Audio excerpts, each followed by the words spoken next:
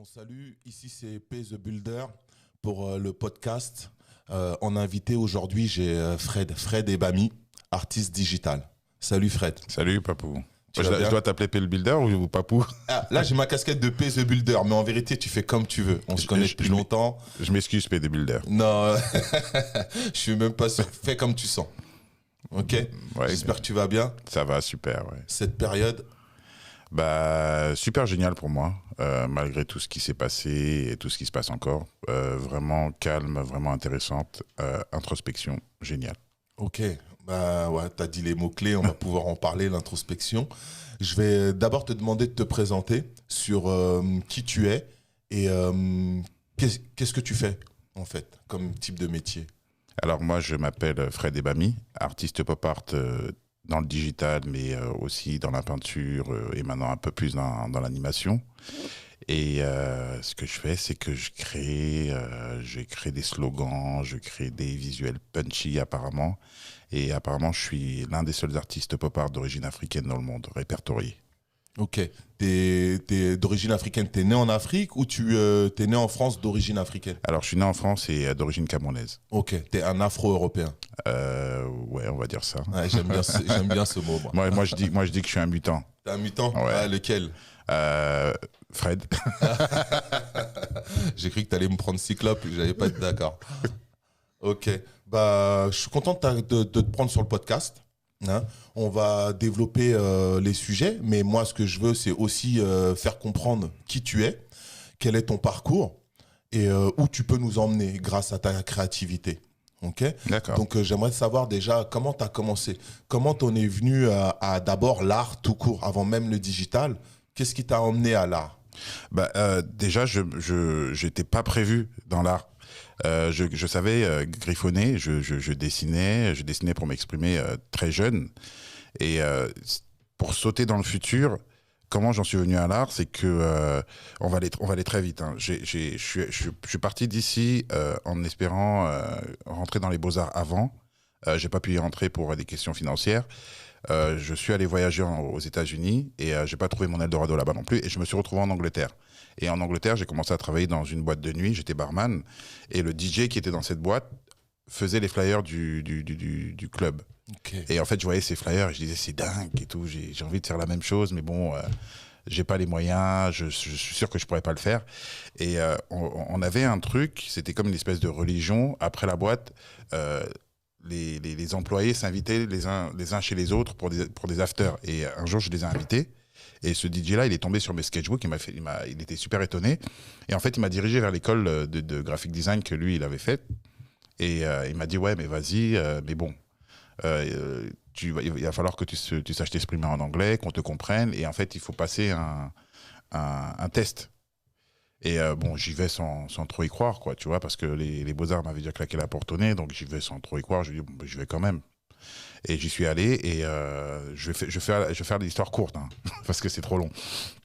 Et ben quand j'arrive, je passe l'interview avec le prof, on se comprend, il me comprend, on rigole. À un moment donné, il me dit, ouais, t'as l'air de quelqu'un de super sympa et tout, je te comprends, tu me comprends, donc je pense que si tu rentres dans mon cours, t'auras pas de problème, tu vois. Mais il faut que tu me montres quelque chose, parce que je peux pas te laisser juste rentrer parce que t'as une bonne bouille et tu parles bien. Et donc, ah bah, je ramène mes sketchbooks. En fait, il prend les sketchbooks, il commence à tourner les pages, il lève la tête, il me regarde, il tourne les pages, et il me fait, je vais faire un truc que j'ai jamais fait, je vais te prendre dans mon cours sans que tu passes ce test. Voilà comment ça s'est passé. Oh, lourd. Et de là, en fait, j'apprends les différents softwares, et j'ai un pote à moi, Capitaine Alexandre, que tu dois connaître, qui est romancier, slammer et poète, qui est lui en même temps en train d'écrire son premier recueil de poèmes, et il me dit, j'ai besoin de visu, et il faut que tes visus soient dans mon recueil. Et je lui fais, ok, d'accord, il n'y a pas de problème. Donc je lui balance ses visus, le bouquin il sort, le bouquin c'est un succès, et les gens n'arrêtent pas de lui demander mais qui c'est qui a fait ses visus? Et du coup, ce qu'il fait, c'est qu'il est invité dans un événement quelques années après, et il me met à mon insu dans ces événements-là, et il vient me dire ouais, est-ce que tu voudrais exposer? Je lui dis non. Il me fait du coup, je t'ai mis dans une exposition, t'as pas le choix, il faut que tu me prennes une expo. Et c'est comme ça que j'entre dans le monde de l'art. Ok, t'avais quel âge à ce moment-là? Alors, c'était quoi? C'était en 2010. Voilà. C'était en 2010, si je me rappelle bien. Ouais, 2010. Ouais. En fait, ça fait pas si longtemps que Ah, ça. non, du tout. Je suis neuf. Ah ouais. T'as fait une progression. Je me suis amusé surtout. Ouais. C'était l'essentiel, que je m'amuse et que j'intéresse les gens. Hmm. Ah, je suis surpris. Hein. Non, je pensais que ça faisait déjà beaucoup plus longtemps que tu étais dans le domaine et tout ça. C'est une belle surprise, c'est intéressant. Donc, ok, le hasard t'a fait voyager. Ouais. Non, le voyage t'a fait avoir des échecs. Ces échecs-là, t'as rebondi en allant dans d'autres pays. De ces pays-là, t'es tombé sur une personne qui t'a permis de faire le premier déblocage. Exactement. Ce déblocage-là t'a ramené dans une école qui t'a permis d'apprendre le début de ton art. Voilà. Ok. Et après, il faut que je dise quand même, c'était vraiment personnel. C'était pas pour exceller dans l'art ou c'était plus pour trouver un boulot de 9 à 5 dans une boîte de com. C'était ça en fait. Okay. Je me suis dit je peux pas rentrer dans l'art, je vais essayer de rentrer dans la publicité parce que j'adorais la publicité depuis gamin. T'as quand même cette fibre parce que la pub, c'est le graphisme, c'est les slogans, c'est les idées, c'est les concepts, ouais. T'as quand même ce truc-là qui te porte. Moi, c'est comme ça que je t'ai connu et c'est comme ça que j'ai apprécié ton travail, c'est à travers tes slogans et cette métaphore de l'image. Je sais pas comment l'appeler, donc je vais dire ça comme ça. Cette capacité que t'as de prendre l'actualité et de la mettre en image, quoi, avec ces grains qui te sont particuliers. Moi, j'ai jamais vu ça ailleurs en termes de signature. La signature, elle est vraiment particulière. Elle est autant dans les traits que dans ta couleur et que dans tes choix. Je veux dire, je pourrais te reconnaître à travers ces trois éléments-là. Tu sais, c'est ce qu'on m'a dit. En plus, on m'a dit, tu as une empreinte. Dès qu'on voit une télévision, on sait que c'est toi. Et au fur et à mesure des années, au fur et à mesure des expériences, je me suis rendu compte qu'il y a vraiment personne qui fait les choses comme moi, quoi. Et justement, je me suis assis dessus. Je me suis accoudé dessus pour développer ça et emmener le truc un peu plus loin. Donc pour moi, là, c'est vraiment ton activité. Cette activité pour toi, elle est un exécutoire ou à l'époque, c'était d'abord, tu voulais aller chercher du boulot, mais maintenant, ça s'est transformé en quoi? C'est une passion, pure passion, c'est un exécutoire? Alors, c'est devenu une passion, c'est devenu un exécutoire parce que c'est une partie intégrante de moi. C'est-à-dire, c'est comme si c'est ma parole intérieure qui parlait.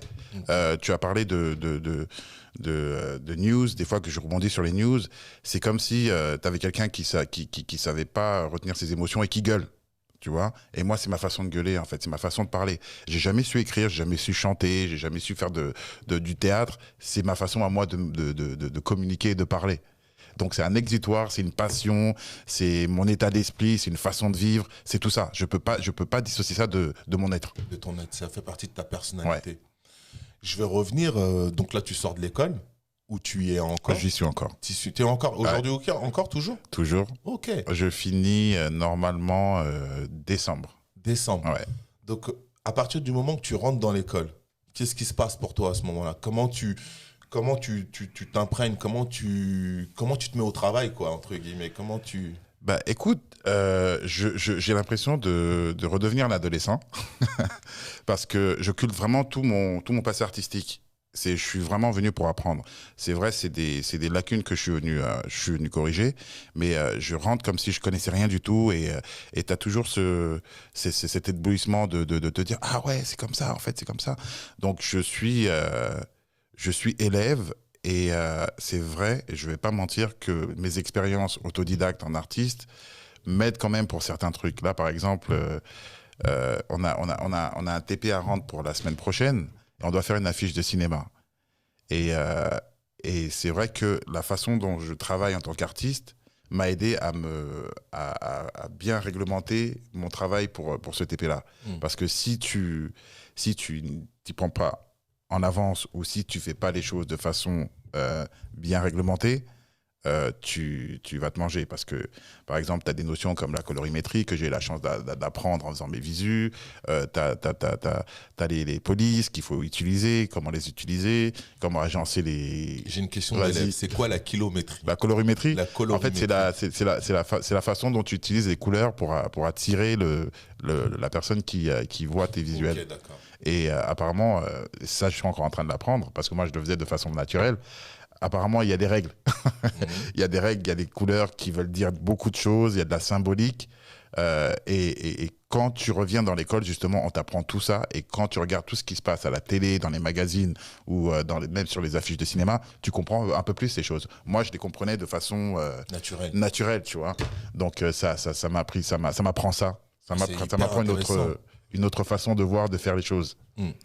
Je suis content que tu aies bien expliqué ce petit détail-là, car il est intéressant pour les gens qui veulent s'immiscer ou se mettre dans ce type de métier, que le détail de la couleur, il est important. Moi, je suis dans le vêtement, je n'ai jamais prêté attention à ce détail, par exemple. Donc, c'est hyper intéressant. Donc, ok, tu rentres dans l'école, tu y es toujours. Ouais. Tu repars de zéro, tu prends les nouvelles bases. Ouais. Tu commences sur quoi? Sur papier, directement sur ordi? Quels sont tes outils de travail? Alors, c'est comme c'est un e-learning, tu dois te gérer tout seul. Tu as des tuteurs qui viennent de temps en temps. Enfin, par exemple, aujourd'hui, c'est journée des TP. J'ai rendu mon TP aujourd'hui, t'inquiète pas. Et demain, tu as le tuteur qui vient et on discute et il revient sur nos travaux. Et après le reste de la semaine, en fait, tu as des modules que tu dois apprendre toi-même et gérer ton temps toi-même. Donc, c'est l'ordinateur. C'est toi et l'ordinateur. Après, chacun sa façon de faire. Moi, j'aime bien gribouiller mes idées d'abord sur le papier avant, par exemple, l'affiche de cinéma, je l'ai gribouillé sur le papier avant de le faire. Après, de le faire, c'est une autre paire de manches parce que tu as vraiment toutes ces notions qui arrivent. Tu dois aller chercher des photos. Les photos doivent être en HD, elles doivent être royalty free. Tu as plein de notions après qui rentrent. Tu as plusieurs casquettes. Tu dois maîtriser ta recherche d'informations. Tu dois faire ta veille, tu dois trouver tes outils, Photoshop. tu dois l'agencement, tu dois la finition, et tu dois demander aux gens ce qu'ils en pensent. Ouais, à la fin. Ouais. Ou pendant, ou même du processus. Ouais. Ok.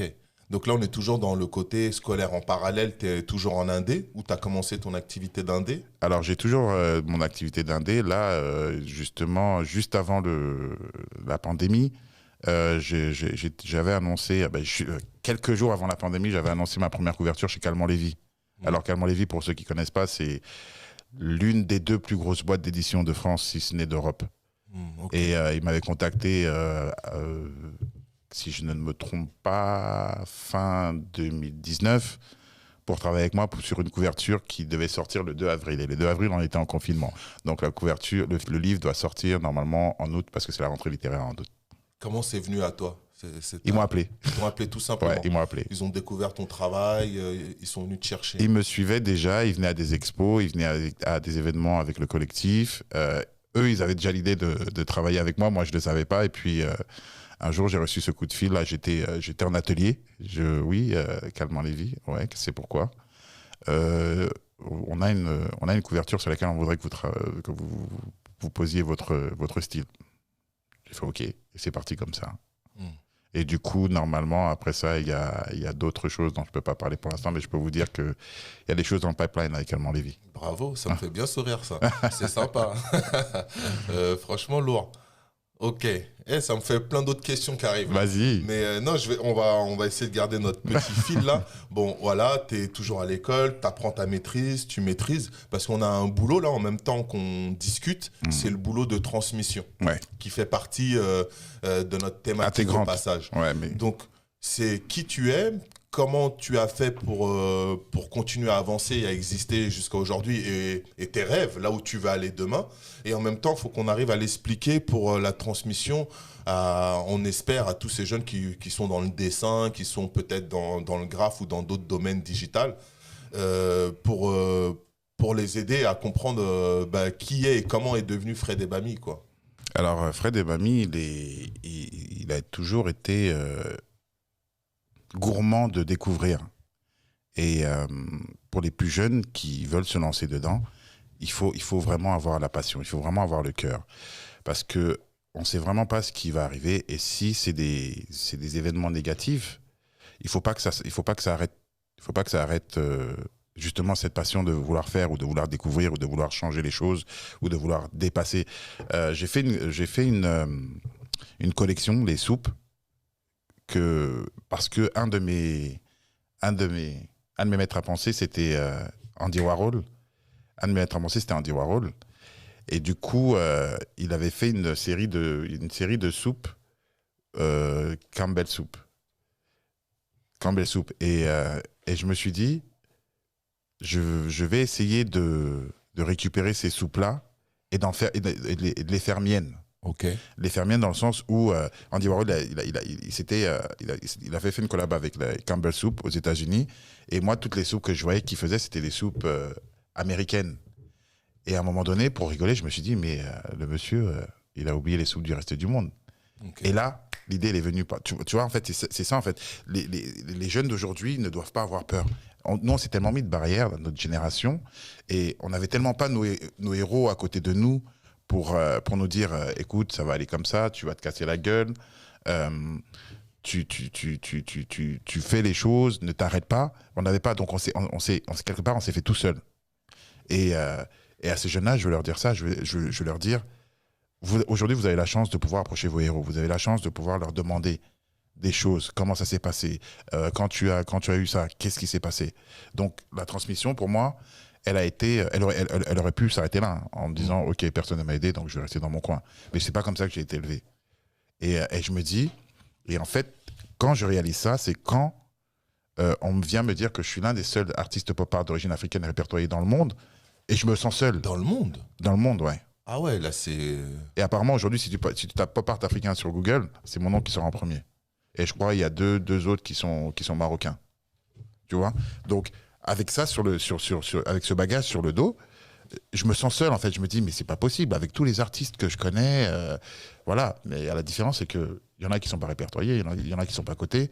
Et quand tu regardes, peut-être que oui, c'est vrai que je dois être l'un des seuls. Et je veux plus être seul. Parce que je vois tellement de génie dans mes parcours, je vois tellement de génie dans mes voyages, je vois tellement de génie dans mes ateliers, qu'aujourd'hui, je me dis, c'est pas possible. C'est dingue. Donc, je voudrais être peut-être celui qui ouvre la porte à cette génération-là pour qu'ils prennent les escaliers et qu'ils arrivent au sommet, quoi. Bah, je suis bien content de te connaître. Hein. T'es le seul, bah, moi je le connais, l'unique. Tu vois. Et on a travaillé ensemble. Et on a travaillé ensemble. Et on travaille ensemble. Et on continue là, à se partager, à échanger ensemble. Bah, ça c'est bien pour toute cette masse-là. Fred Ebami, il est facilement accessible. On peut retrouver ses travaux sur les réseaux sociaux. On peut voir son travail. Je garde le meilleur pour la fin. Pour tout ce qui est de sa pure créativité. Là, c'est on a ton parcours. Maintenant, j'ai envie de savoir ta passion. Comment tu gardes ta flamme allumée? Comment elle s'est allumée? Là, on a compris. Moi, je pense que c'est depuis le début. Dans ce que tu me dis, c'est ce que je ressens. Après, tu as commencé tard par rapport à ta vraie passion, je pense. Mais elle est là. Maintenant, comment tu la maintiens? Comment tu l'animes? Comment tu rigoles, quoi? La flamme qui m'anime, c'est de retourner le monde tout le temps. Tout le temps. Tout le temps. Retourner le monde, défrayer la chronique, faire des choses qui n'ont pas été faites. J'ai la chance d'avoir un style qui est difficilement copiable. Et j'ai la chance d'avoir ce cerveau qui me permet de manipuler le slogan, de manipuler les choses, de, je sais pas, prendre cette lumière et de la transformer en quelque chose qui va rappeler cette lumière, mais qui va envoyer encore plus loin. Je pourrais pas te dire comment je le fais, c'est naturel, c'est dans ma tête. Moi, j'appelle ça ma douce folie. Donc c'est ça, c'est toujours bousculer, c'est toujours étonner, c'est toujours surprendre, faire rire, aller chercher les gens à l'intérieur, sortir ce côté pris pour... comment tu vas dire ça? Qu'on a pris pour parti pris. Tu vois, ces trucs qu'on a à l'intérieur et qu'on dit, ouais, c'est comme ça, on va pas en parler. Moi, j'aime bien aller chercher ça et les ressortir. Et le faire ressortir. Ouais. Mais je crois que c'est hyper plaisant, visuellement. Je t'ai dit le Kenny West une fois, mais il y en a tellement il y a tellement de visuels que tu utilises, que tu transformes. La plus grosse image, ça reste le Kenny, parce que Ouais. je crois que celui-là, tu nous as bien tabassé avec. Mais Kenny, Mobutu, il y a Michael Jackson. Ouais. Moi, j'aime l'actualité. Je sais que quand je vois une œuvre à toi, je recherche l'actualité dedans. Je recherche un message. Ça, j'apprécie beaucoup. Je veux regarder une œuvre, je regarde l'œuvre pour sa couleur, pour son travail. Et la première chose qui me vient en tête, c'est qu'est-ce qu'il a voulu dire. Je me pince les yeux. Le niveau de lecture. Parce que je veux dire, il y a un deuxième degré. Et je trouve ça Mais ça, j'adore ça. J'adore justement, tu vois, ce petit moment qu'on avait à la Kiss Cool, le deuxième effet Kiss Cool. J'adore. En fait, je suis arrivé à un niveau où maintenant c'est incorporé dans ce que je fais. Je vais te faire le visu, mais derrière, il y a des lignes de lecture. Et ces lignes de lecture, elles sont pas difficiles. En fait, tu vas les voir. Tu vas les voir si tu bouges, par exemple, le Kanye West. Si tu le bouges dans l'histoire, tu vas avoir les lignes de lecture qui changent, mais qui collent, ouais, qui collent toujours. L'évolution de ce Kanye West. Ouais, mais qui collent toujours à l'actualité. Ouais. Quand par exemple, il raconte ces trucs sur l'esclavage, tu as le côté Mobutu qui ressort où il était pas tout le temps, il était pas aimé par tout le monde, tu vois. Qu'est-ce que je vais dire, quand il sort de College Dropout, l'album il est un truc de dingue. T'as le côté Yes Weekend, le Yes Weekend, le dépassement. Quand il sort Yeezy, t'as les gens qui aiment, les gens qui n'aiment pas. Toujours sa personnalité. Quoi d'autre, quand il va au MTV Awards en 2020 et il dit je vais être président, Yes Weekend. Yes Weekend. Tu vois. Ok. Donc ce visu, à n'importe quelle époque, avec n'importe quel discours, il voyage. Il voyage. Et j'adore faire ça. Ah, mais ça, c'est génial.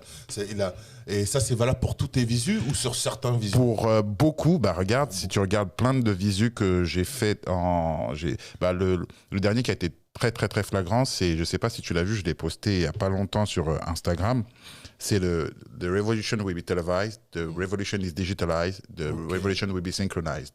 Et ça, je l'ai fait il y a 10 ans, ce visu. Il y a 10 ans. Et aujourd'hui, il parle encore. Il parle encore. Ouais. Après, je sais pas si je l'ai vu dans l'ordre de ce que tu viens de dire. En fait, c'est un seul visu qui est coupé en 3. Ok. En bas, tu as des télés et un mec qui est en train de crier. Au milieu, tu as Moïse avec les iPads et des gens qui sont en train de filmer avec les téléphones. Et en haut, tu as un petit en lévitation avec les symboles de Sony PlayStation. Ok. Tu vois. Ouais. Et Sony PlayStation, aujourd'hui, tu regardes par exemple, quand un artiste comme Travis Scott fait un concert sur TikTok et tu as des millions de gens qui viennent se poser, faut avancer avec son temps. Tu vois ce que ça veut dire. Ouais. Donc, avant, on voyait la révolution à la télé. Maintenant, tout le monde est synchronisé sur son ordinateur et voit la révolution par là. Et c'est peut-être par là que la révolution va arriver après, tu vois. C'est vrai. D'ailleurs, ils ont fait la même chose dans un jeu vidéo, là, où ils ont invité un mec en concert. Je crois que c'est TikTok. Non, un autre jeu, là, Ah ouais, où ils jouent les mômes, là. Family Crossing. Non plus. Un jeu de guerre de territoire ou... J'ai oublié le nom. Minecraft. Non, c'est pas Un Minecraft. truc comme ça, on se rapproche. Ouais. Et ils ont invité... Warcraft. Ouais, quelque chose comme ça, là, où, tu sais, ils sont tous sur les réseaux et bon, moi, je suis Et tu vois, dépassé par ça. c'est Mais synchronisé. il y avait un concert dessus aussi de Travis Scott et d'un autre artiste. Il y avait même Marshmallow. le français, là, Alonso dedans. Ah, ok, j'ai pas entendu parler de celui-là. Je te redirai le nom du jeu et tout. Donc là, tu m'as fait penser à ça. Mais c'est vrai que ça rentre dans ton univers aussi. Tu pourrais être dans ce type de créativité facilement. Je crois que je vais changer de nom, je vais m'appeler Nostradamus. Nostradamus. Ouais, mais ouais, t'étais dans le turfu là pour le coup. Pour la petite histoire, le Yes We Kanye, c'est pas le premier de Kanye que j'ai fait qui a défrayé la chronique. J'avais fait un visu avant qu'il sorte son album Jesus, où je l'avais représenté en Jésus. Et apparemment, ce visu-là, il est arrivé jusqu'à TMZ. TMZ. Ouais. Okay. Et il est arrivé jusqu'à TMZ. Pourquoi? Parce que quand je sors le visu, il se balade et tout, parce que j'ai déjà un peu de lumière. Donc les gens. Et le gars, il commence à annoncer un nouvel album. Et les gens disent, ouais, Kanye West va sortir un nouvel album. Comment il va l'appeler? Et quelques semaines après, il appelle Jesus. Et les gens viennent me voir pour me demander, mais t'es en relation avec Kanye ou quoi? Ouais, c'est quoi le truc? Et je fais non. Je fais pourquoi? Parce que moi, j'avais même pas entendu le titre de l'album. Il a appelé son album Jesus. Je fais, ah ok, moi je commence à rire parce que pour moi c'était le sauveur du hip-hop à l'époque, il a ramené une nouvelle vague et tout. Et quand j'ai sorti le Yes We Kanye et le gars se présente aux États-Unis, les gars sont venus vraiment, ils m'ont dit non, c'est pas possible. Toi, tu nous caches quelque chose. T'as des infos. T'as des infos. Alors que non. Mais vous êtes connectés, c'est tout. Vous voyez des choses de la même façon. Vous voyez des choses de manière similaire. Et parle-moi d'un autre visu, pour le coup. Parce que là, maintenant que je connais l'histoire du Kenny, je me demande où sont les Alors, autres. je vais prendre, pour moi, qui est un autre super-héros, c'est Dr Mukwege. Ok. Dr Mukwege, prix Nobel de la paix de 2018, je crois, si je ne me trompe pas, ou 2019. Le réparateur des femmes. Le monsieur, c'est juste un surhomme qui est en train de, qui a son hôpital à l'Esquivou. J'espère que je ne me trompe pas. Je pense que ça, c'est l'est du Congo-Kinshasa, où il y a encore des affrontements aujourd'hui et les rebelles, leur façon de faire, c'est de violer et de traumatiser les femmes en faisant des trucs juste horribles. Et ce monsieur, il a décidé de sauver ces femmes en les comment tu vas dire ça, en faisant de la chirurgie sur elles, en faisant un accompagnement psychologique, parce que c'est des traumatismes souvent irréparables, horribles. Et moi, je trouve que c'est quelque chose de fort. Et quand je me place devant ce genre de personnes, je me demande ce que moi j'aurais fait. Et peut-être que je me rends compte que j'aurais pas été aussi courageux que lui. Et si moi, avec le petit truc que je fais, je peux le rendre encore plus super, c'est mon devoir. Donc, Dr Mukwege, ouais. Et j'espère qu'un jour, s'il y a quelqu'un qui le connaît et qui écoute, j'aimerais le rencontrer pour m'asseoir avec lui, parler, lui demander mais comment il fait. Juste ça. Ce serait juste ça. On va se renseigner. Ouais. Bah ouais, on va se renseigner. Et tu l'as peint comment du coup ? Alors j'ai récupéré une photo sur Internet et c'est en digital. C'est en digital ? Et c'est sur mon Instagram aussi. Et lui aussi, tu lui as fait faire plusieurs types de visus ou... Bah lui, j'ai fait un triptyque où tu as différents symboles dans chacun des visuels. En fait, en vrai, il y en a 5. Mais il y en a, par exemple, il y en a 3 que j'ai montré à ma première expo à Douala au Cameroun en janvier 2020. Et on a choisi un triptyque où le plus gros des triptyques, tu as son visage en couleur. Et puis les 2 autres, tu as des petits symboles qui changent, mais qui disent tous la même chose, quoi. Donc, il faut les voir. Il faut les voir. Je vais aller regarder ça. Je pense les avoir déjà vus, mais pas forcément... en triptyque ouais. Et c'est ça que je vais aller chercher maintenant. Le troisième effet qui se coule, là, tu m'as proposé. Là. C'est très bien. C'est ça que j'apprécie dans ton être, dans ta personnalité. C'est ta passion. Tu l'as aussi mis à contribution pour partager des choses. Il y a une histoire comme celle de Kenny qui est en progression, mais là, tu nous parles d'une personnalité qui est vraiment quelqu'un qui fait quelque chose de... Ce docteur, il est complètement... Voilà, ouf, quoi. Tu sais, je veux rebondir sur ça en disant pourquoi je fais ça aussi. Parce que il y a une histoire derrière. C'était gamin, je ne sais pas si on l'a dit, j'étais fan des comics. J'étais fan des Marvel. Et ça, tous les deux, on le sait. Mais je pense que les gens qui écoutent ne le savent pas. J'adorais les comics et les Marvel. Et pour moi, les super-héros, les Superman, machin, c'était des gens réels pour moi, tu vois. C'était des gens, quand il y avait quelque chose, quand il y avait la guerre, je me disais, mais où est-ce qu'ils sont ? Et pourquoi ils n'arrivent pas ? Ouais. Et je me disais, à un moment donné, ils vont arriver, quoi, parce qu'ils vont voir ce qui se passe. Et en grandissant, je me suis rendu compte que c'était de la fiction. Et j'ai cherché ces super-héros-là dans les êtres humains, dans les êtres de chair et de sang comme nous. Et j'en ai rencontré plein. Et je me suis rendu compte qu'en fait, on est tous des super-héros, chacun à sa façon. Et je veux représenter ces super-héros-là parce que j'ai cette frustration d'avoir cru en des super-héros qui n'existaient pas. Mais tu sais, ça t'a amené ton imaginaire, Ouais. Ça t'a amené de la créativité et ça t'a ramené aussi, avec l'éducation, un esprit de comportement. Tu vois, c'est pour ça que tu es dans la transmission, quelque part. Ouais, complètement. Ça en fait partie. La transmission qu'on se doit à chacun, parce que c'est important qu'on exprime qui on est pour peut-être pour les plus jeunes, mais aussi pour les jeunes de notre génération qui ont aussi besoin de notre génération. Il y a des gens qui ont voulu faire comme toi, qui n'ont pas réussi, qui n'ont pas eu cette chance-là, ou qui ont eu cette chance-là, mais qui n'ont pas su la saisir. Il faut savoir saisir. Toi, tu as saisi des portes. À partir du moment que le gars t'a envoyé dans une école, tu as été. Ouais. Il y en a qui seraient restés assis. Et c'est à ce moment-là que c'est intéressant parce que tu t'es levé. Tu t'es levé pour aller dans une école. Ça n'allait pas forcément être facile pour toi. C'est pas forcément gratuit non plus.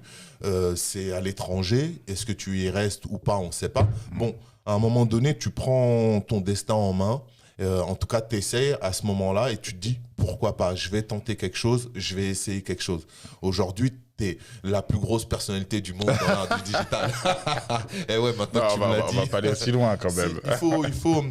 Il faut se le dire même humblement. On peut dire des choses hyper bien pour soi. On peut se caresser dans le bon sens du poil sans perdre les pédales en fait. Et ça aussi c'est important. Tu sais ce que ça me donne? Ça me donne le sourire de me dire que malgré tout ce qu'on s'est dit, même nous-mêmes, pour nous-mêmes, qu'on n'y arriverait pas. En fait, on y arrive, on change les choses, on bouscule des portes et on rentre et on s'assied. Et devant les jeunes qui pourraient venir me dire, ouais, mais toi, tu viens, je suis désolé, je vais être un peu dur. Tu ouvres ta gueule et qu'est-ce que t'as fait? Tu vois, ça me donne cette légitimité de dire, ben écoute, moi, j'étais comme toi. Moi, j'avais peur comme toi. Moi, je ne savais pas. J'étais pas sûr. Mais je me suis dit, vas-y, essayons. Tu vois, et par rapport à mon parcours, je vous le dis tout de suite, ça va pas être facile. Ça, il faut se le mettre dans la tête. Mais il faut bosser. Parce que quand tu bosses, il y a des choses qui se passent. Il y a des choses qui se passent. Je pense qu'il n'y a rien de facile. Ah. Peu importe le métier. Même respirer, c'est pas facile. Respirer, c'est pas inné. Hein. On a appris à respirer. C'est pas inné. Les gens pensent que tu es né en respirant. Non, tu as appris à respirer. Et tu peux arrêter. Et des fois, y a une maladie qui s'appelle l'apnée du sommeil. C'est ton corps qui ne réfléchit plus et qui n'arrive plus à respirer. Tu vois, même respirer, c'est pas facile. Même ça, c'est pas facile. Non, mais c'est bien. On est encore une fois dans une bonne réalité. Et cette réalité-là, pour toi, c'est une passion. Et en même temps, il y a une transmission. Il y a aussi un lève-toi. Il y a un just do it. Il y a un j'y vais.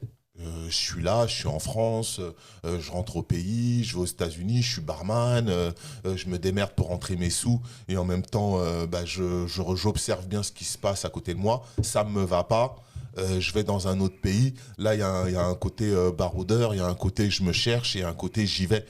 Si mon bonheur il est pas là, je vais aller le chercher ailleurs. Je vais aller voir ce qui se passe ailleurs. Et dans ton parcours, il y a ça aussi. Et ça, tu as toujours été comme ça, tu l'es toujours. Je pense que j'ai toujours été un peu fêlé dans ma façon de faire les choses. Très jeune, j'ai toujours voulu aller voir ailleurs si j'y étais. J'ai toujours voulu aller voir ailleurs. J'ai toujours voulu... je voyais des trucs, je me disais, mais ça, je veux.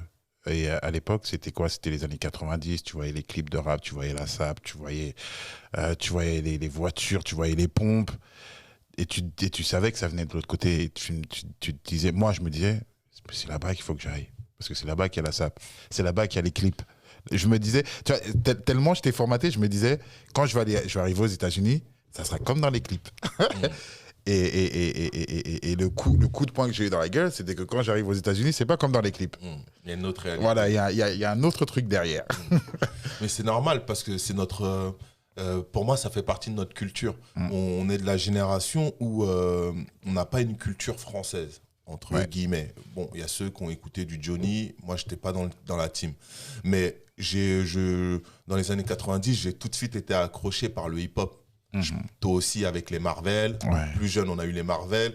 Le hip-hop est arrivé. Donc nous, on a, à défaut de ne pas avoir une culture complètement française, tu vois, on s'est imprégné de cette culture américaine. Donc je pense que c'est normal qu'on a tous été vers là-bas à un moment parce que le rêve américain et qu'on ne trouvait pas ici, tout simplement.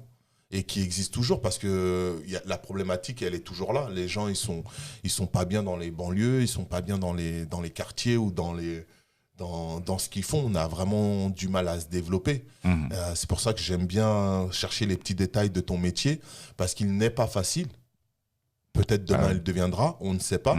Mais en attendant, il n'est pas facile, mais il n'y a rien de facile. Pourtant, tu te lèves quand même, on se lève quand même, et on essaye de faire les choses. Et aujourd'hui, par exemple, il y a plusieurs questions qui me viennent. Déjà, on va rester sur les voyages. Ouais. Les voyages, ça t'a permis de faire pas mal de mouvements au Canada. T'es parti, je sais que tu es parti là-bas pour donner des cours. Ouais, pas vraiment pour faire des ateliers. Pour faire des ateliers. Avec des jeunes et avec des artistes en même temps.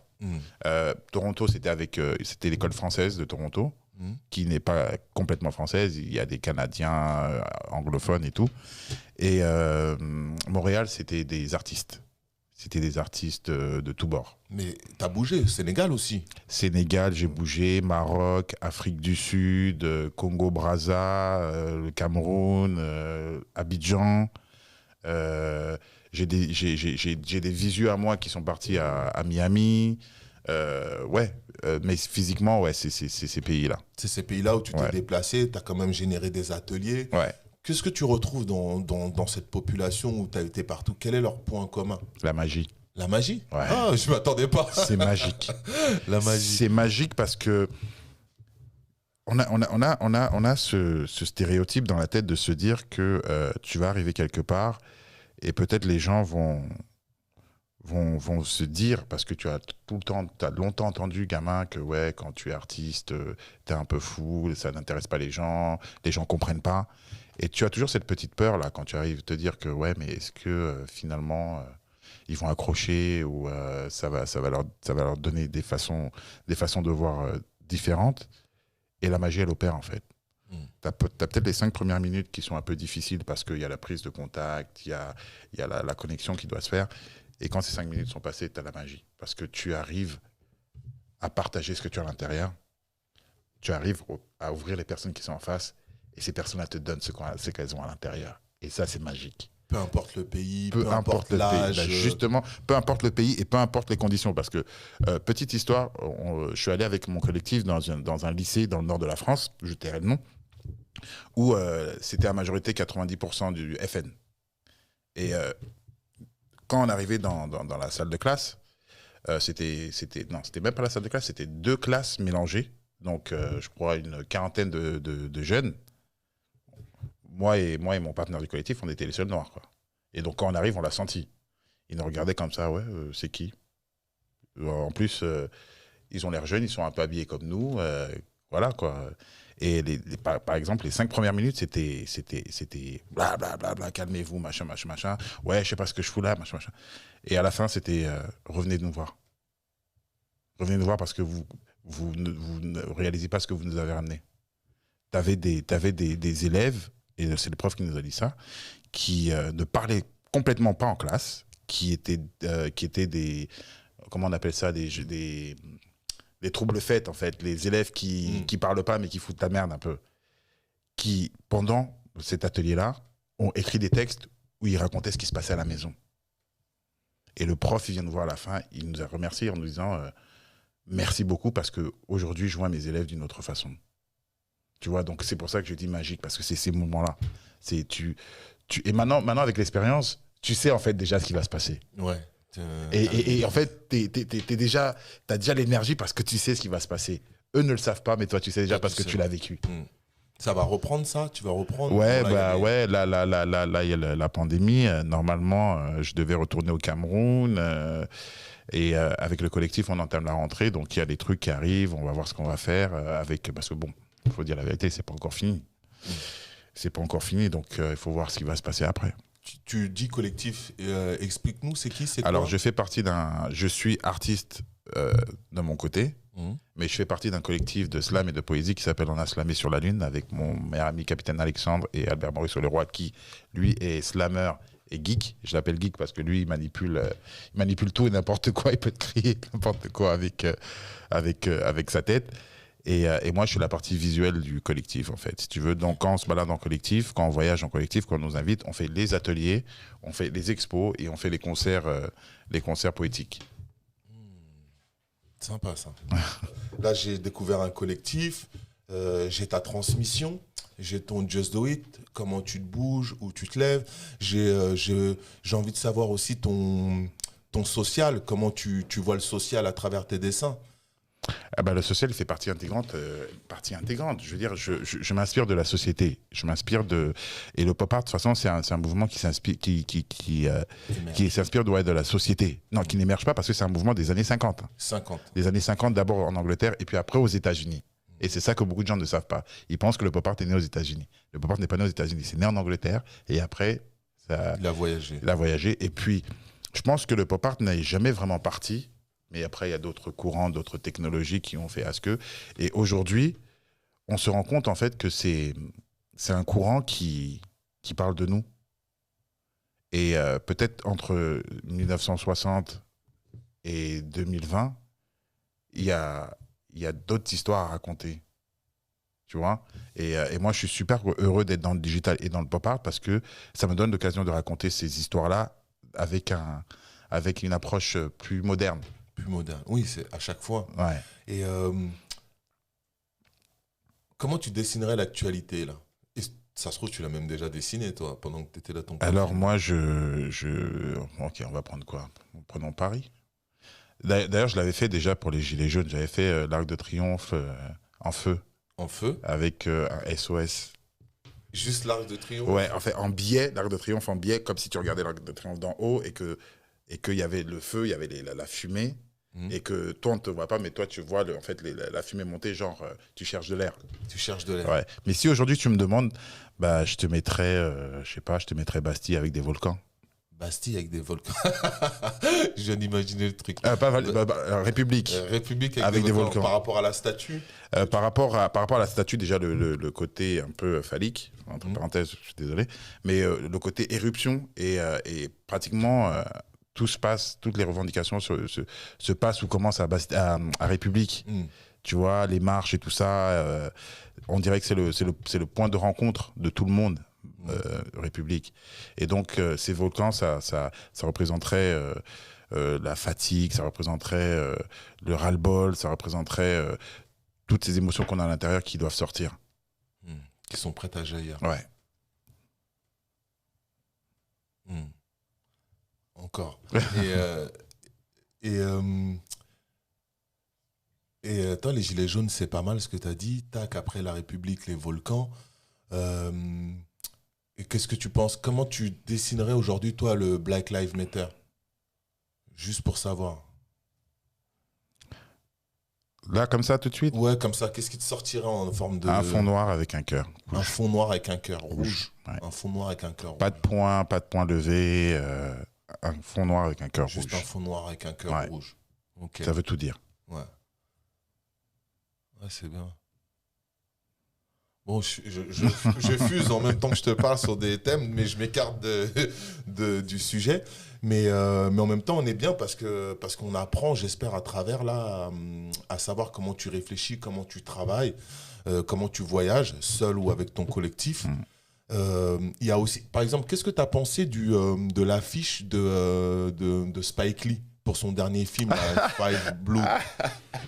C'est marrant que tu me poses cette question parce que mon expo au Cameroun, dont j'ai parlé en janvier 2020, dans les pièces que j'ai présentées, et cette pièce n'a pas été retenue, mais elle a quand même voyagé au Cameroun, j'ai intitulé cette expo Society, avec des sigles, genre le dollar, la paix, le copyright, une bougie allumée, l'euro, le T c'était une croix, et puis le Y c'était le yen.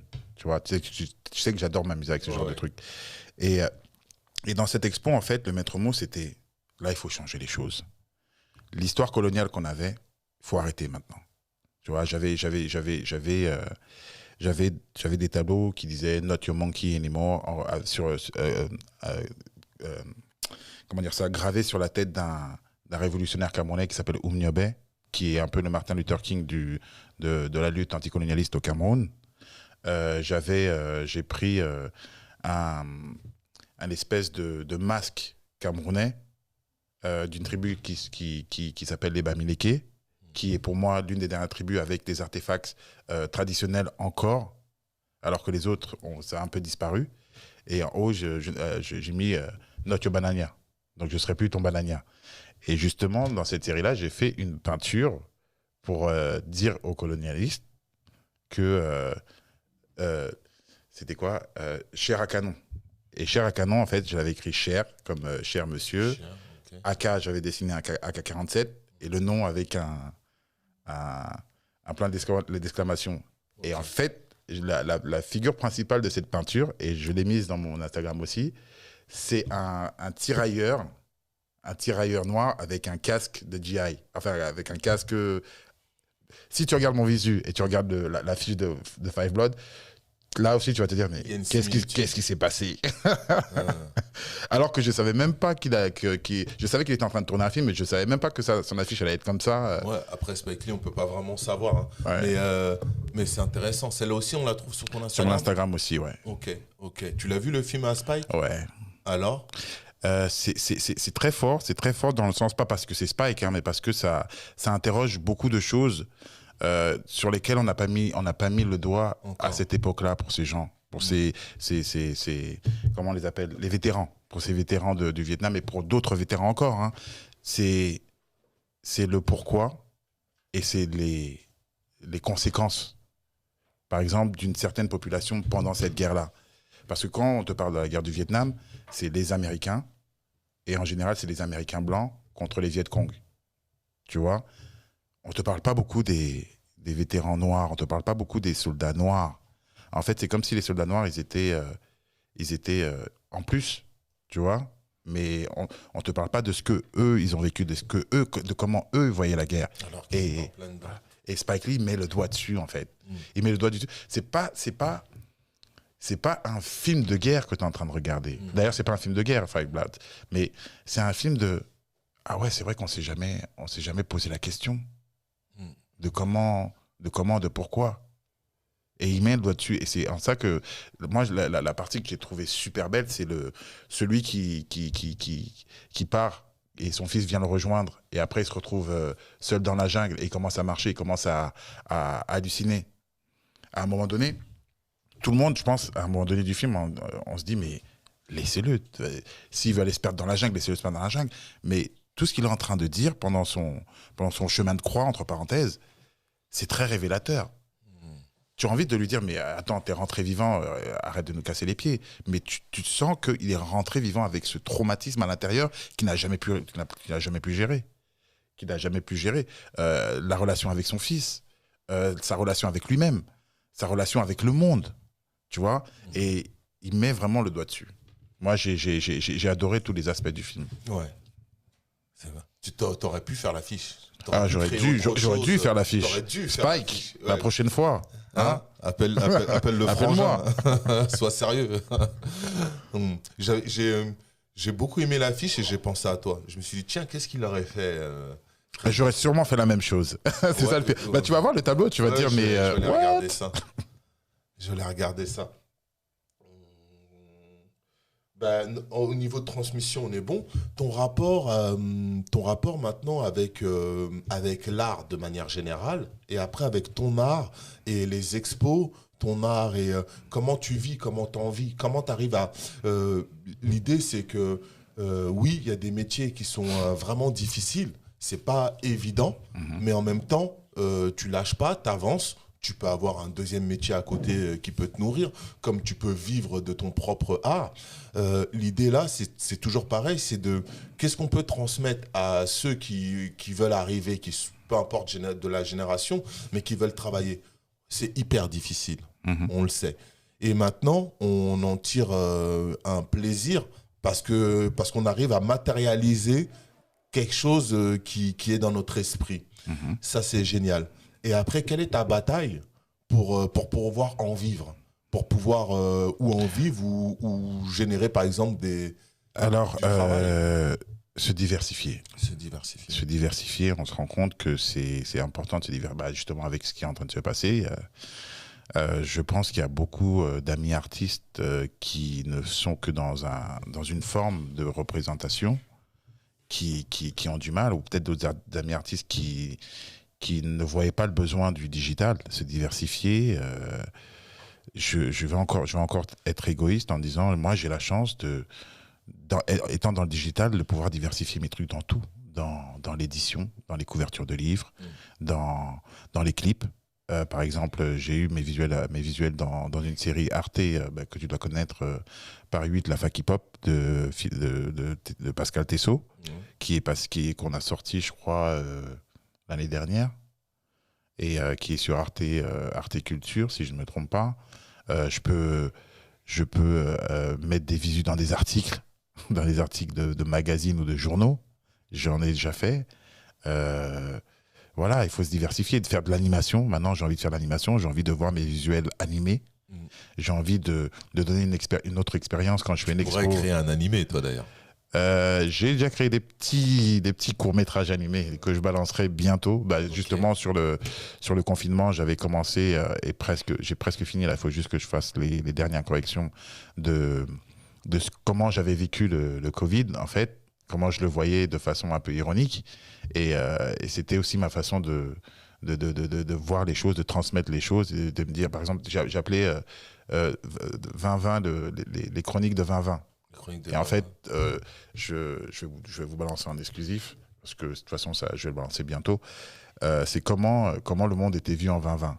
Tu vois, c'est comme si on était en 2020 et je raconte comme si on était après 2020 et je raconte à mes enfants et mes petits-enfants comment c'était en 2020.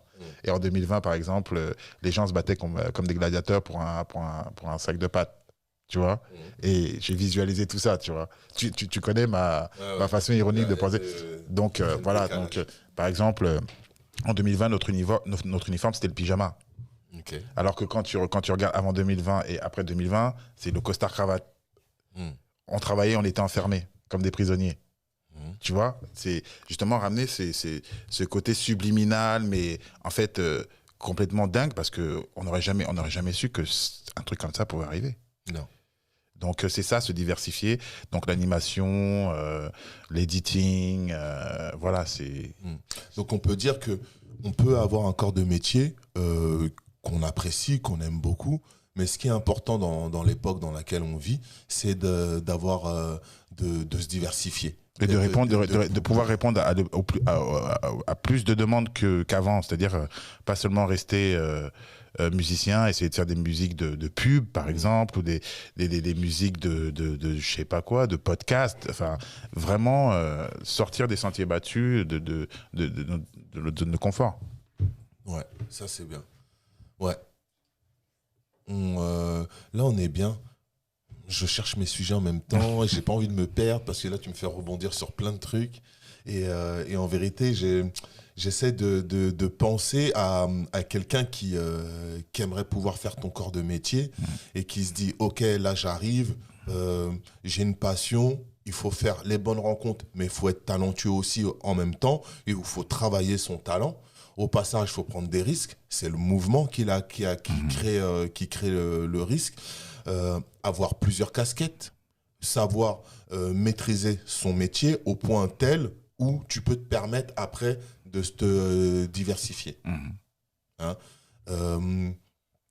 Le côté actualité, bon ça te caractérise plus toi par rapport à ton métier, mais c'est très important de maîtriser l'actualité, de savoir où on en est dans ce qu'on vit quoi, au quotidien, quoi, dans notre commun. Moi, c'est les trucs, je veux dire, le quotidien, c'est le quotidien qui m'anime, qui m'accompagne, parce que je vis dedans. Et je veux m'exprimer aussi. Et c'est ma façon de m'exprimer. C'est ta façon de t'exprimer. Tu veux t'exprimer et tu t'exprimes à travers ton art exactement comme tu en as envie. Ouais. Parce qu'on a toujours voulu m'écraser, on a toujours voulu me dire ah oui, non, mais de toute façon, c'est comme ça et pas autrement. Et je me suis dit, mais je vois autre chose. Alors, comment ça, c'est pas autrement Je vais prendre des exemples assez gore, tu vois, quand tu es dans une famille religieuse et que tu vas à la messe et que le pasteur te dit si tu fais pas ça, t'as raté ta vie. Et puis après, derrière, tu vois le pasteur aller dans un bar avec une demoiselle et tu te demandes oui, mais pourquoi il dit ça, il fait ça? Et on te dit tais-toi, c'est comme ça. Tu n'as pas demandé, pose pas de questions. Donc voilà, quoi, je veux dire, et on est des millions à avoir été frustrés comme ça, et la jeune génération sûrement aussi est frustrée comme ça aujourd'hui, alors qu'ils ont beaucoup de choses à dire. On a beaucoup à apprendre de la jeune génération, on s'en rend pas compte, hein. On a beaucoup à prendre des jeunes. Quand je te dis magique, quand je te dis on donne à ces jeunes, est-ce qu'ils te donnent? Mais tu tombes par terre, tu te dis waouh, c'est un petit garçon ou une petite fille de 5-6 ans qui te sortent ça, ou de 7-8 ans, avec une telle maturité. Ah, c'est intéressant. Donc on est dans la transmission, on veut transmettre, mais on a aussi à apprendre. Ouais. On a aussi à apprendre de chez eux et et on a aussi à apprendre de eux, de leur explosivité, de leur joie ou de leur tristesse, pour nous aussi nous porter. Parce que c'est beaucoup simple, plus loin. hein. Eux, ils vont te dire, comme ils le sentent, ils vont pas prendre de pincettes, ils vont te dire les choses direct. Direct, Ouais. ouais. Et peut-être avec la génération d'avant, on n'a pas vraiment eu cette relation de D'échange. quand tu te fais mal, on va te dire ouais, t'inquiète, ça va, écoute, tu vas te faire mal encore.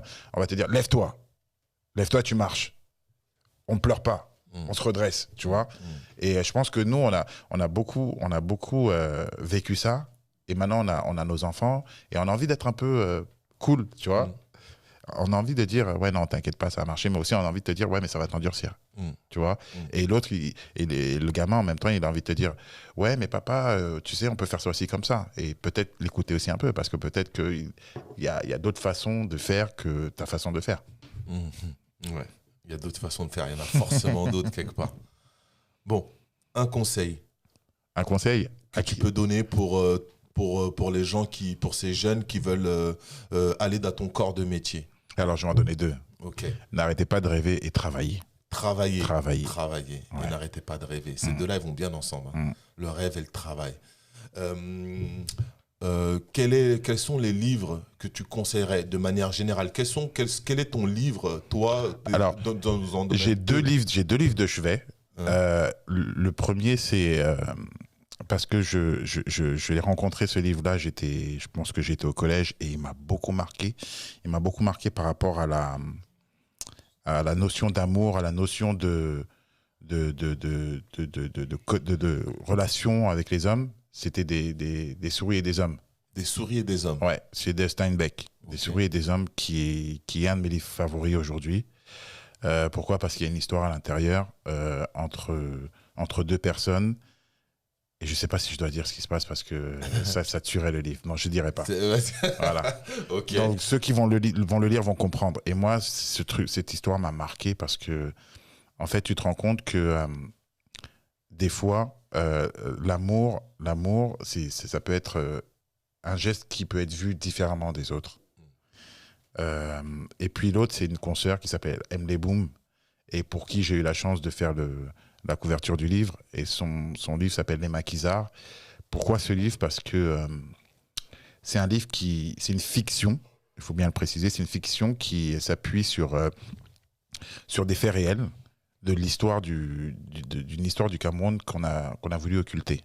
Justement, cette histoire de guerre coloniale, de génocide, parce qu'il y a eu un génocide au Cameroun, on va appeler ça entre parenthèses un génocide, de guerre coloniale entre des tribus, les Bassa et les Bamileke, contre l'envahisseur. Les deux tribus étaient contre l'envahisseur. En fait, ouais, contre l'envahisseur. C'était aux alentours de la côte. Et pour se protéger, les hommes ont dû fuir dans le maquis. Et la révolution s'est faite dans le maquis. Bon, elle était sanglante, très sanglante, justement, c'est pour ça qu'on parle de génocide.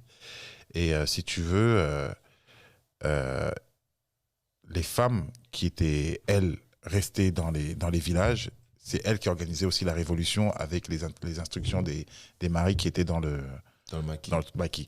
Mais malheureusement, ils ont été, comment dire en anglais, wipe out, parce que on les a découverts et il y a eu parmi eux le héros dont je te parlais, Oumniobé, qui était le Martin Luther King avec d'autres personnes de la révolution camerounaise contre les colons, qui a été retrouvé. On lui a coupé la tête, on l'a enterré dans une tombe sans nom. Et voilà quoi, c'est une histoire qui a été occultée pendant de longues années. Et je trouve qu'Emily Boom, elle a eu le courage d'aller s'informer, parce que même quand tu vas t'informer sur ce genre de truc, on te regarde bizarrement. Et des fois, on te dit pourquoi tu cherches? C'est mieux comme ça, faut pas en parler. Tu vois, donc elle a réussi à sortir cette fiction dessus et c'est un bouquin, c'est un de mes bouquins de chevet parce que ça prouve, ça montre la force, l'espoir et le message, comment un message peut survivre. Voilà. Redonne le nom du bouquin. Les maquisards. Les maquisards. Aiment les booms. C'était 2 livres de chevet. Ouais.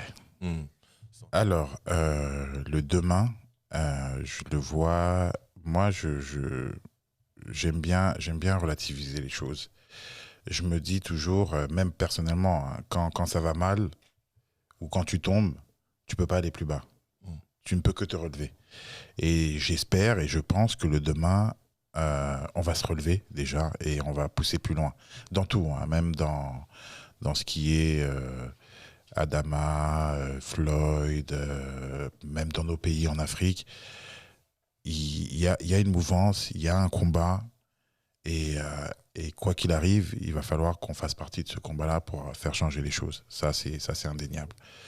Après, pour revenir sur quelque chose d'un peu plus cool, je pense que dans le digital, ça va être fulgurant.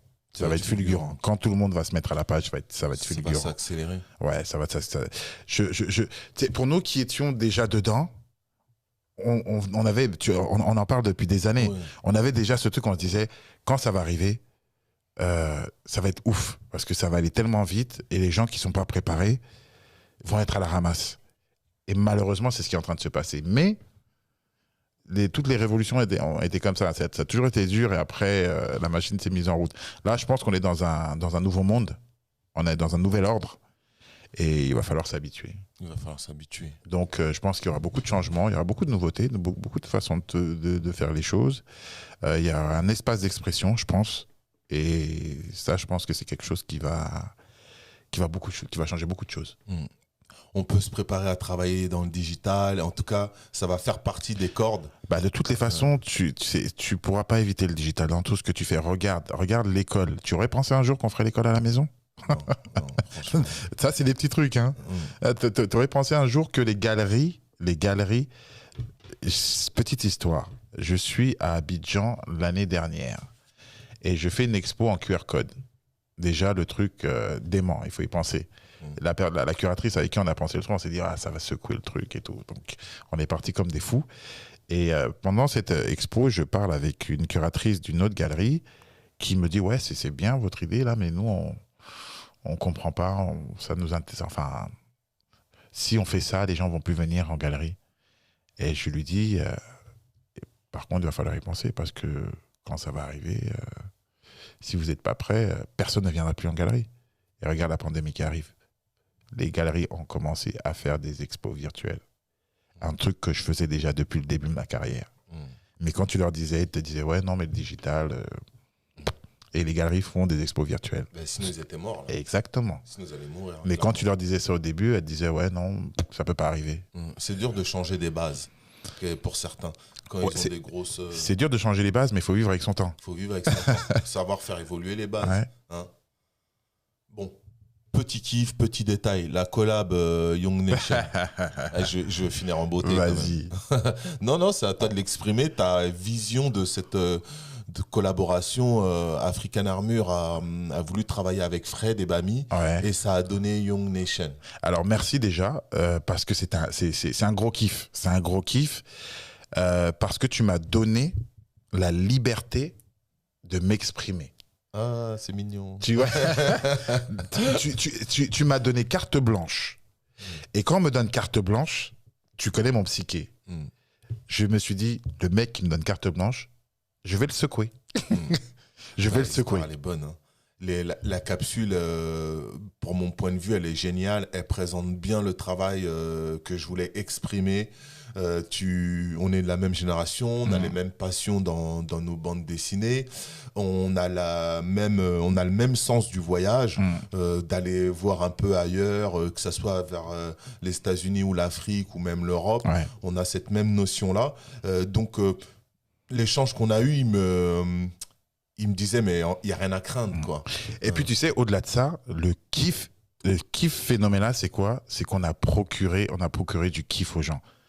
des personnes normales aux influenceurs. Et apparemment, même, Nas, il a dit quelque chose sur un des Ah ouais, t-shirts. à Atlanta. À Atlanta. Et franchement, Tu vois, il n'y avait pas que Nas. Hein.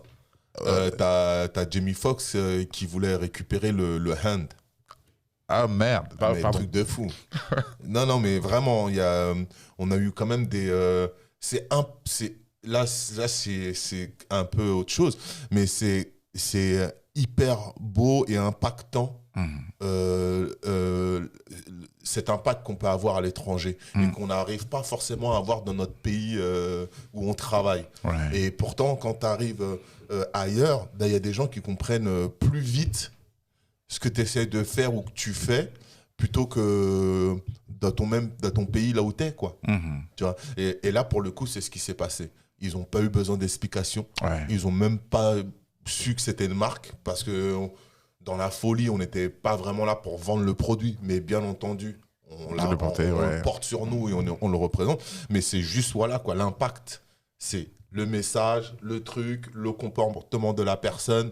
Et oh, what else? What else? Donc, oui, c'était hyper valorisant. Hyper valorisant et ton travail il a encore été pour moi il a passé les frontières comme le nom comme ce petit bouclier là qui pour moi traverse les frontières. Cette collab pour moi elle était super importante parce que les visus que j'avais vus de toi étaient dans l'actualité et qu'ils avaient ce petit soupçon de transmission de messages mais de manière subtile. Donc qu'est-ce qu'il va pouvoir transmettre? En fait, ma curiosité était là. C'était, mais qu'est-ce qu'il va transmettre? Ça va être hyper... Comment il voit le truc et qu'est-ce qu'il va transmettre? Et pour moi, c'est... Voilà, quoi. C'est juste super bien transmis parce qu'il y a un ordre. J'aime bien donner cet ordre. C'est le Colors, pour moi, qui arrive, la symbolique de AA et YN associés. Après, j'ai l'émoticône. L'émoticône. Mais pour les émoticônes, tu mets un truc, tu as fait sortir une frustration de mon corps. Vas-y. Parce que je voulais justement, je cherchais une plateforme pour sortir ce langage-là, ce langage subliminal. Et t'es arrivé au bon moment. Et grave. T'es arrivé au bon moment. Tant mieux pour moi. Et on peut continuer. Hein. Oui, non, on va continuer. On peut continuer de travailler sur cette frustration. Parce que c'est ce qui nous intéresse, nous, tu vois. C'est de travailler sur une frustration et de l'exprimer, voir s'il y en a d'autres qui ont la même que nous. Et quel est le type de message subtil qu'on peut transmettre à travers ces codes. Donc, on a fait une capsule 1, mais je pense qu'on s'entend tellement que toutes les portes sont ouvertes à ce niveau-là. Et il travaille aussi de son côté. Et je suis pressé de vous en parler aussi, parce que c'est ça le lien et c'est ça le supportons-nous. Fred, il est invité à Pay the Builder. Effectivement, c'est un artiste de Young Nation, mais c'est aussi un humain que j'apprécie. Personnellement, c'est aussi un travail. Et son travail, le combat qu'il mène dans sa dimension à lui, c'est un combat que je porte, que je veux porter, que je veux pouvoir pousser, parce que c'est une autre façon d'exprimer les choses, qui n'est pas la même que la mienne, et tant mieux. Parce qu'on doit pouvoir être le plus complémentaire possible entre nous. Et si en même temps, on arrive à en vivre une de ces casquettes-là, eh ben, on aura tout réussi notre groupe. On aura fait de la transmission, on aura donné notre point de vue sur le social, sur ce qui se passe. On aura fait l'impossible. On aura fait l'impossible. Et en plus, si on remplit les frigos, on est bien. Que demander au peuple. Que demander au peuple. Voilà le pourquoi j'aime beaucoup Fred et Bami. Je te laisse le mot de la fin. Fred, s'il y a une fin, on va dire la fin du podcast. Et après, on continue. To be continued. To be continue. Lourd. On va garder to be continue. Moi, je te remercie. Vous pouvez aller voir son travail sur son même nom, Fred et Bami, sur les réseaux sociaux. Vraiment Instagram, moi c'est là où je trouve qu'on voit le mieux son travail. Ou ceux qui aiment pas Instagram ou qui sont pas sur Instagram, vous pouvez juste taper mon nom sur Google, images ou machin. Il y a des articles sur Google, il y a des images sur Google Images, donc je suis assez bien répertorié apparemment. Ouais, apparemment, hein, il est très bien répertorié. Donc je compte sur vous pour que vous puissiez aller voir son travail, que vous nous l'exprimiez à lui directement ou à moi si vous le voulez. Mais voilà, parlez-moi de ses œuvres. Je veux avoir des retours sur ça. En bien ou en mal. Hein. Oui, oui, on prend tout, nous. Ouais. On se sert de tout pour travailler. En bien ou en mal, parlez, parce que plus vous nous donnez vos points de vue, vos pensées, ben nous, tout ça se transforme en outil de travail. Et si je peux rajouter un truc, aussi, pourquoi je faisais ce genre de choses-là, c'était pour ouvrir la conversation, parce que si tu te rappelles, je disais, je me suis rendu compte qu'on ne se parlait plus assez. Donc c'est pour ça que je dis que ce soit des bonnes critiques ou des mauvaises critiques, au moins ça ouvre la conversation, au moins on en discute, au moins on parle de choses et on ne garde pas ça à l'intérieur et on ne se déchire pas. On en parle et puis on passe à autre chose. C'est exactement ça. Plus les voyages, il est très ouvert. Vous pouvez l'inviter, lui et son collectif, si vous avez vous cherchez des profs pour développer les gens. Ce que je veux dire, c'est que on est vraiment dans la transmission à tous les niveaux. Merci Fred à toi. Merci à vous. Qui est mon premier artiste Young Nation. Ouais. Je tiens quand même à le préciser. Donc je lui dis merci. Merci pour cette collection que tu as fait avec moi. Merci d'être venu à Pay the Builder. Je remercie mes sponsors, African Armure, Studio Majorel, bien entendu, Sana et le 33 carats, magazine digital et sur papier. Vibe Optique, qui est dans les lunettes et qui travaille aussi avec nous. D'ailleurs, j'en aurais des lunettes, moi, ou pas? Ah ben bien sûr, bien sûr. J'ai essayé, qui ne demande rien à rien. Qui ne demande rien à rien. Je vais t'emmener à la boutique. On va les négocier dur avec lui là. Il est bon et pareil, c'est un compatriote. Okay. Il est avec nous. Il fait son travail. Il a fait des études dans tout ce qui est optique. Ouais. Et aujourd'hui, bah voilà, il développe sa boutique et il faut travailler là-dessus. Tu viens de me faire penser à un truc. Pourquoi pas une collaboration? Créer une paire. Ouais. Ah, t'es dangereux, mon type. Mais t'as vu, tout est un outil, c'est du MacGyver, là. Là, c'est trop bien. Je vous dis au revoir. Ciao Fred, ciao tout le monde et au prochain épisode. Salut. Pay the Builder. Yes. See you soon.